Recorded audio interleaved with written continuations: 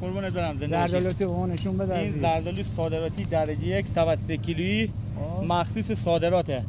اینو دادیم به شرکت برای صادرات. واسه صادرات. بله. خیلی هم عالیه. زنده باشید. 120 تومن دادیم این دیگه آقا جواد. 120 تومن شرکت دادیم برای صادرات.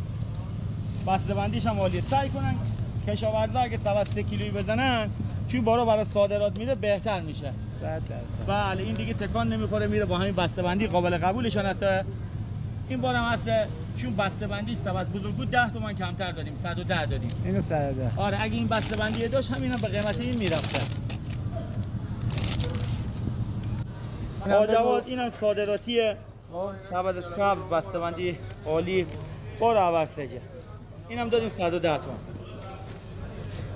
خیلی عالیه درشته خیلی درخت‌ها کم بارن اما بارا خیلی درشته.